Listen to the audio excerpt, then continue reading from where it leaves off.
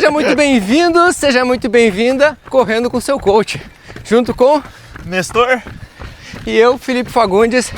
Hoje a gente vai bater um papo com você, correndo, tranquilo e conversando sobre alguns pontos importantes. Hoje, treino leve. Do treino leve. Fala, Bora. Pozô! E hoje, a ideia do nosso quadro inicial aqui é a gente conversar sobre treino leve, né, senhor? O que é o treino leve? Como fazer? Os principais pontos que terão nesse vídeo. O que é o treino leve? Exato. Como identificar se o treino tá leve? Quais as variáveis que influenciam no treino leve? E aí, para que você possa implementar isso, e muitas vezes você é aquele corredor que não gosta muito de fazer treino leve, já escutou, não sei se já escutou, Felipe. Eu já ouvi muitas vezes, eu não consigo correr leve. Clássico. O eu não consigo correr leve, ele passa muito pelo sentido de o leve pra mim é muito mais difícil, é mais cansativo, a perna parece que não responde na mesma proporção. Eu sempre digo assim, na verdade muitas vezes a gente não consegue correr leve porque fica muito refém ao pace. Exato. Porque fica, o que acontece, ó, agora a gente não tá olhando pro relógio. Não, tô só trocando ideia. Olhei aqui um pouquinho, estamos 5h40.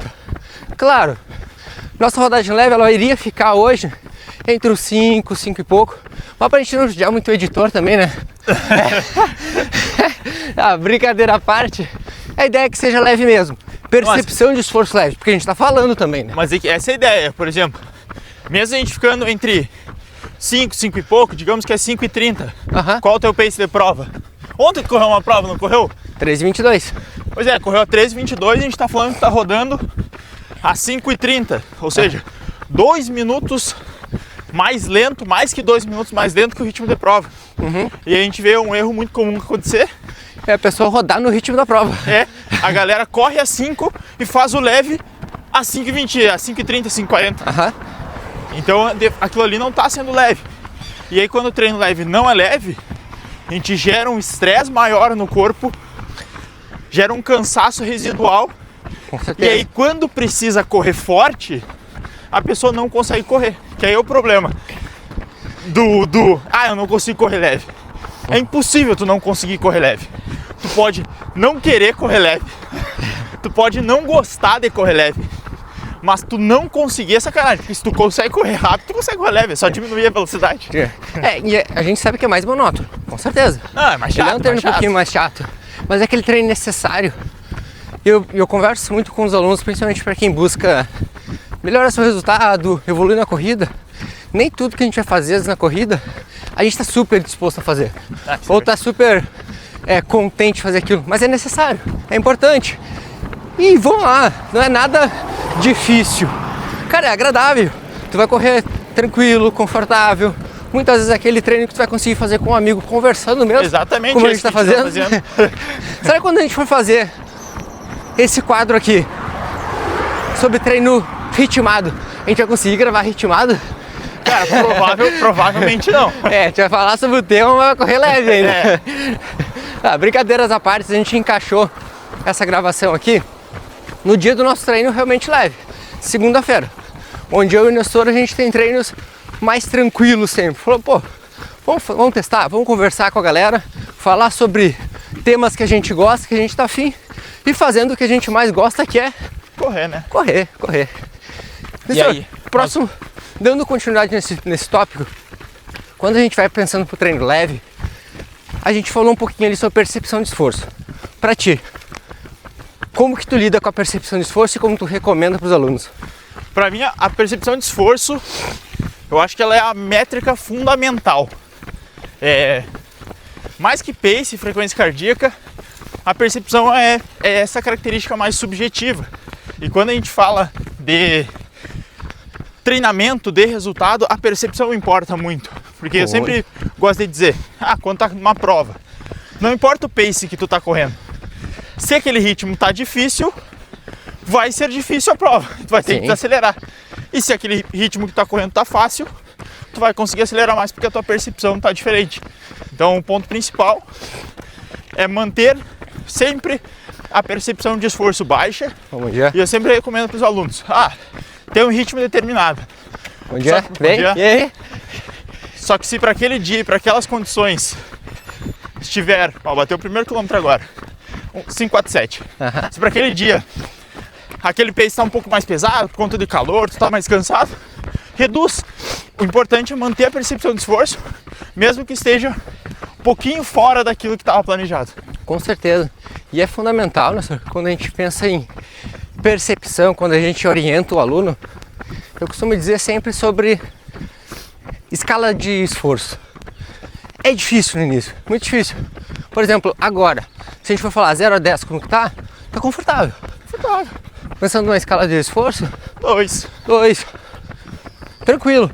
Só que quanto menos treinado você é, quanto mais iniciante, é difícil achar um número para isso. É difícil fazer uma autoanálise. Tipo agora, a gente pegou uma subidinha.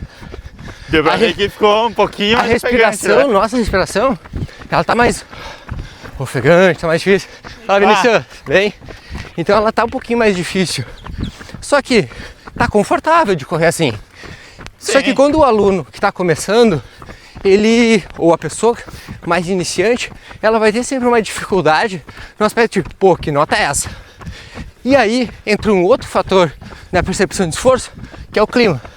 Exato. Eu não vi, mas eu acho que deve ter em torno de uns 17 graus. Acho que por aí. Depois a gente pesquisa quanto que tá, né? Mas deve estar nisso, né? Pela sensação, a pele um pouquinho gelada. Ontem, cara, estava extremamente quente. Seco, abaixo de 50% em alguns momentos. Abaixo de 60%. Então é extremamente seco. O desconforto, a percepção de esforço muda totalmente. Exato. Hoje está mais úmido, em torno de perto dos 90, muito mais confortável. E é claro, a temperatura nem se fala. Agora a gente vai ter que fazer filhinha indiana. Mas pegando ainda nessa visão da percepção, Nestor, uma outra questão que eu gosto sempre de salientar para os alunos é que a percepção que a gente tem do 5:30, vamos botar aqui, num dia calor e um 5:30 num dia frio, elas vão ser diferentes. Então eu tenho que buscar desenvolver essa minha sensação, como que ela vai ser nesses diferentes dias. Senão, a pessoa vai, por exemplo, para uma prova, que aí ela tá correndo ela quer correr a 5:30 a prova. Aí a sensação dela do 5:30, que era sempre num dia fresquinho, era uma. Aí a prova tá quente, tá úmida ou tá muito seca, ela vai estar correndo a 5:40, mas a percepção dela é quando ela estava correndo a 5:30. Por quê? Exato. Porque tá extremamente pesado o clima. Então desenvolver essa percepção é fundamental. E aí, pensando no treino leve, pensando para essa pessoa mais iniciante, sempre gosto de dizer que o corredor ele precisa desenvolver essa noção do que é forte, o que é leve, o que é cansativo, diferente dos dias. Mas para aquele corredor que está iniciando, aí eu acho que a métrica que fica melhor é o pace mesmo. Tá. Que é alguma coisa mais palpável para ele, né? Porque como ele está nesse processo de desenvolvimento, ou seja, ele não vai deixar de prestar atenção na percepção de esforço, mas ele vai ter o pace ali como guia. E aí eu acho que o pace é o segundo ponto pra gente colocar ali num treino leve. Com certeza. Que é dentro daquele ritmo. Então pra nós, normalmente a gente usa acima de, por exemplo, a gente vai rodar leve, acima de 5. Mais lento. Qualquer coisa acima de 5 vai estar leve, vai estar mais ou menos 1,5 minutos acima do ritmo de prova. Tem dias que a gente vai conseguir rodar leve. A 5, aquele dia que a gente falou, tá mais frio, a gente tá mais tranquilo, sai mais fácil o leve. Com certeza. Tem dias que vai ter que rodar a 5:30, tem que rodar a 5:40 e tá tudo certo também, tá sendo leve, a gente tá cumprindo os benefícios. Eu acho que o pace entra nessa segunda parte da equação. Mas assim, o pace, ele é uma métrica que a gente chama assim, para quantificar a intensidade. Exato. Agora, quando a gente... Vamos virando? Quando a gente pensa em quantificar a intensidade da corrida, eu acho sempre muito válido... Não sei se o Pedro... Nosso gravador tá tranquilo aí? Então bora. Então quando a gente pensa em intensidade da corrida, quando a gente pensa em pace, eu acho muito válido sempre deixar aquela janela de ritmo ali, o aluno não ficar muito refém a somente, eu tenho que correr no limite inferior dele. Vamos lá, se a meta é correr entre 5 e 5,20, cara, não precisa correr a 5, pode correr mais perto do 5,20, mais perto do 5,30. Por quê? Porque a ideia é que esteja leve a rodagem. E aí muitas vezes essa dificuldade em entender que o leve deve ser leve, fica muito só pensando, não, eu tenho que correr sempre no limite superior porque eu quero sempre estar melhorando mais. E não significa que tu correndo ali no limite do mais rápido ali, você vai estar sendo mais produtivo nesse treino. Muitas vezes não. Aqui a ideia desse treino é que seja um treino fácil, tranquilo, desenvolver uma capacidade aeróbica importante, mas que a nível fisiológico, ele vai atuar mais lá no nível celular. Então a pessoa muitas vezes ela não tem aquela sensação sinestésica como tu tem num treino intenso, que é o suador, músculo mais inchado, a perna mais pesada, Exato. Sentiu aquele cansaço no outro dia. Esse treino não é pra fazer isso. Não, e a adrenalina da hora também. Na hora, também. Vamos lá, esse treino aqui, a gente termina ele, é mais aquela sensação do bem-estar, da tranquilidade e confortável. Agora, o treino pancado, ritmado da vida, tu vai terminar com aquela sensação de cansaço, adrenalina lá em cima, uma sensação depois do treino fantástica que tu foi produtivo, uma sensação Exato. de produtividade muito grande, que esse treino aqui ele não passa tanto, mas que é importante. Sim. É importante. E eu vi que deu uma olhada no relógio ali, como é que tá a tua frequência agora. Frequência 120 batimentos. O meu tá 119, Então tá parecido. Parecido. Mas esse é um ponto. Muitas vezes a gente tá rodando esse treino leve, nosso batimento tá 120, 130 ali quando pegou a subidinha. Nessa faixa. Só que a galera que tá iniciando, ou até o pessoal que tem já uma certa quantidade de tempo na corrida, acaba querendo atingir frequências cardíacas muito baixas e acha que não, tem alguma coisa errada comigo. Porque eu tô fazendo meu treino leve, meu batimento, por exemplo, tá 140, 150. E aí é muito porque a gente já tem um histórico de alguns anos de treino. A gente treina 6 vezes ou mais na semana. Então tudo isso acaba afetando a nossa questão da frequência cardíaca, para ela estar mais baixa durante o treino. Com certeza. E principalmente para quem estiver iniciando, se a tua frequência não está baixa, fica tranquilo. Só não tem o lastro necessário para manter essa frequência cardíaca baixa. Mas com o tempo, com o passar dos anos, tu vai ver que para o mesmo ritmo, essa frequência vai ficando cada vez menor. Então não é uma preocupação que tu precisa ter no início. O que a gente falou, métricas de percepção de esforço e de pace acabam sendo melhores do que a frequência cardíaca, né, Felipe? Com certeza. E aí tem um outro agravante da frequência cardíaca, que é bem comum, que é normalmente eu ter, por exemplo, um frequencímetro, às vezes não com tanta precisão. Mais então, um pouco, verdade. Tu pega às vezes um frequencímetro dos mais antigos, um Forerunner 55, um Forerunner 245 comparado ao que a gente está hoje usando, que é um Pace 13 esse meu. E o meu é um 255. Um 255. Eles têm propriedades diferentes, capacidades sensores, onde vão ter mais precisão. Então, às vezes o que eu recomendo para a pessoa então eu vou buscar a alternativa de uma fita, da cinta ali, que ele vai dar um pouco mais de precisão e automaticamente trazer mais qualidade para aquele dado. Porque se eu pego às vezes e levo em consideração aquele valor, eu posso estar superestimando aquela frequência cardíaca. Então ela dando mais elevada. Além disso, mesmo com relógios um pouco mais tecnológicos, eu preciso ter mais qualidade até mesmo na colocação dele. Se eu deixo ele muito solto no punho, eu vou ter, por exemplo, muitas vezes uma perda de qualidade da captação do sinal, do dado ali. Então ele vai muitas vezes também dar valores mais elevados por ele estar muito solto no punho. Ou então, em alguns casos, um valor muito baixo. A pessoa está numa frequência de 150 batimentos e com a má colocação dele vai estar registrando 130. E ela está, Pô, mas eu tô cansado, eu tô ofegante, isso aqui é mais do que 130. Mas é porque às vezes o equipamento ele não tá bem colocado no punho ali. Então eu tenho que sempre levar em consideração a colocação do equipamento na hora. E aí um outro ponto que a gente fala, quando fala de frequência cardíaca, a nossa tá baixa por quê? Estamos treinando de manhã. Também. Um dos primeiros compromissos do dia. Não tomei café.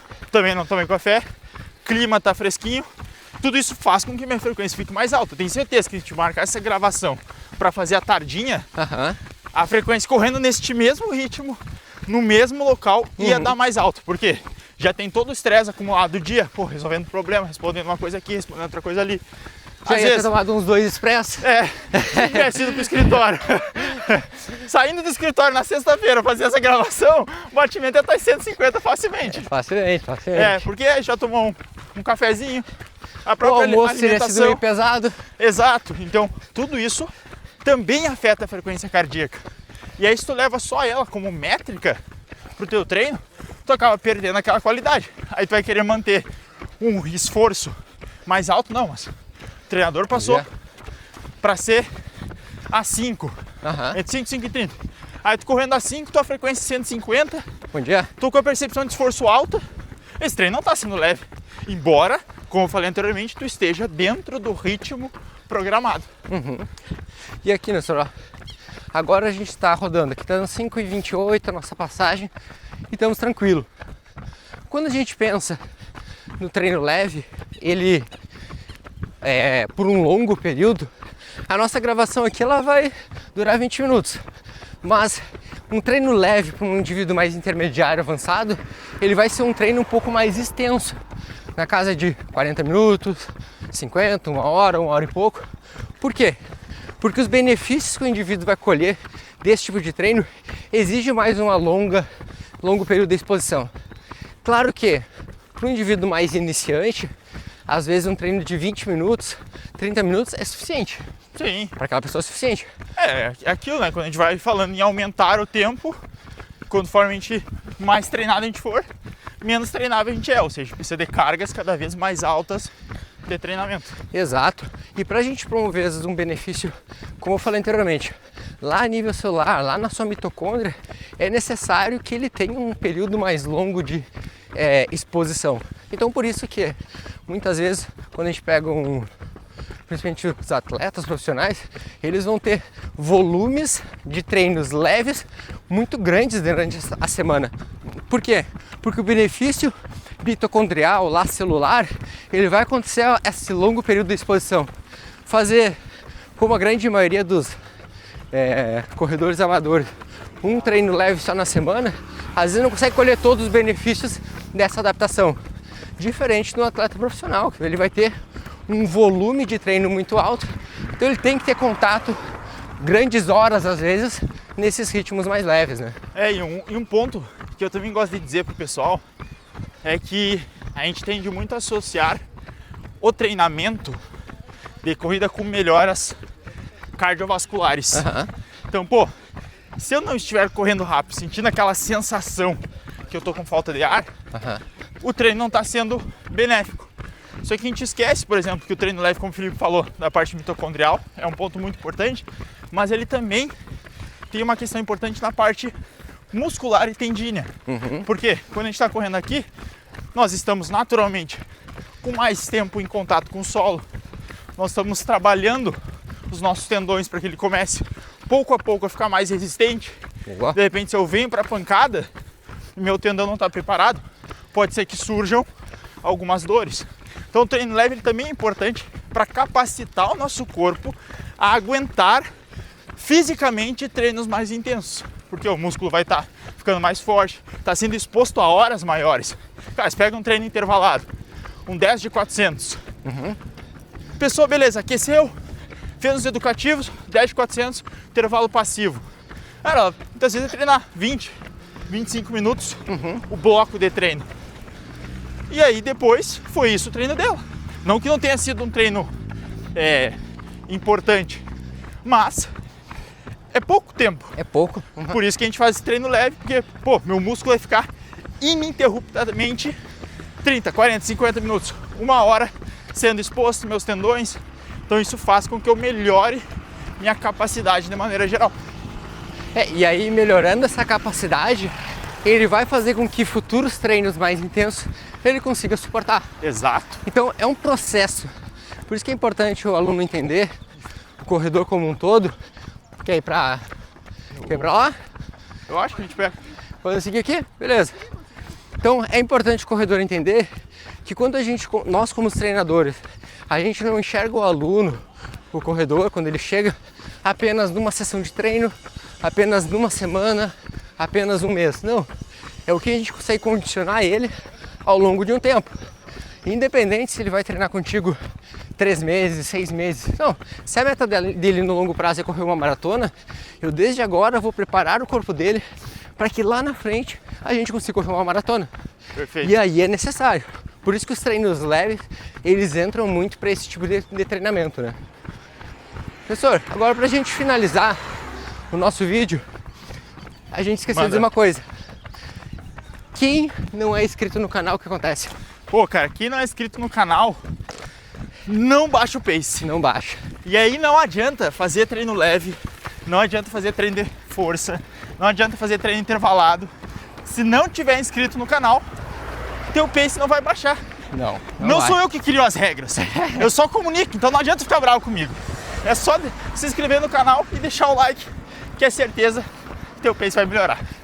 E um comentário para quem tá até aqui. Assistiu todo esse conteúdo e ele deve deixar aqui nos comentários. Eu aprendi com o Nestor e com o Felipe. Boa, boa.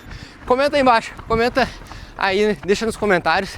Ou então, deixa pra nós um insight que você pegou nesse nosso bate-papo. E se você acha que esse tipo de conteúdo deve seguir, não deixa, né, de dar aquele like. Assim a gente vai saber, pô, o conteúdo tá legal, mais pessoas querem assistir e a gente vai seguir fazendo.